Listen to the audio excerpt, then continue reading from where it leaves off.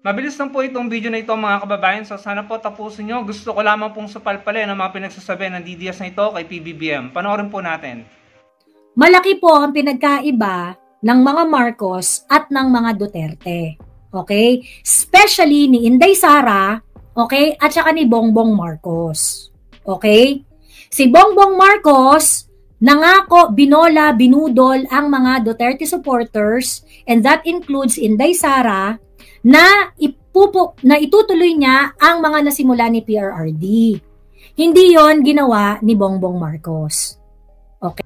Ayun mga kababayan, so ito po yung sagot natin dyan, no? Ito po yung pagsapalpal natin. Totoo yung sinabi mo na malaki talagang pagkakaiba ni Sara Duterte kay PBBM. Talagang malaki.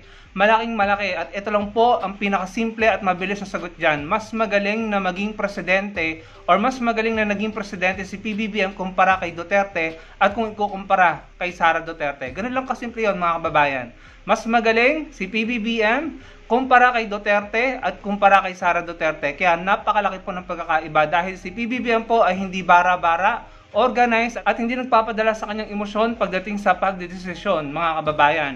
Lagi po niyang kinukonsidera ang konstitusyon at ang kagustuhan ng majority ng mga Pilipino. So talagang malaking pagkakaiba. Mas magaling si PBBM kumpara kay Duterte at kay Sara Duterte. Uulitin ko, mas magaling si PBBM kumpara kay Sara Duterte at kay Duterte.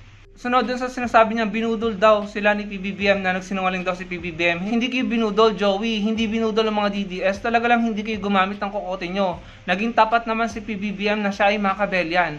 Ang ginagawa niya ngayon ay naayon sa konstitusyon at sa kagustuhan ng majority ng mga Pilipino na naka-inline or align sa national security and interest, no? Kagaya ng ginagawa niya sa West Philippine Sea, kagaya ng pagbibigay niya ng hustisya sa mga dapat bigyan ng hustisya, at hindi po siya bara-bara na puro EGK. Walang ganon sa presidency ni PBBM. So hindi kayo binudol. Ang katotohanan, hindi lang kayo nasusunod. Hindi lang nasusunod yung gusto nyo na pasunurin si PBBM, nadiktahan siya. Yun ang katotohanan, hindi kayo binudol. Nasasaktan lang kayo kasi hindi kayo sinusunod.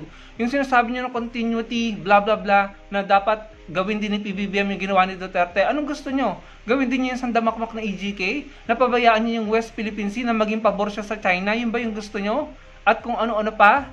So yan ang napala nyo, no? Hindi kayo binudo ni PBBM. Hindi lang talaga kayo gumamit ng kokote. And kaya po hindi mapapasunod ng mga DDS ang makakamping sa kagustuhan nila na sumigaw ng PBBM resign. Kaya walang ganun, Joey. Maghintay na lang kayo sa 2028, ipanalo nyo na lang si Sara Duterte. Yun lang mga kababayan. Maraming pong salamat sa panonood.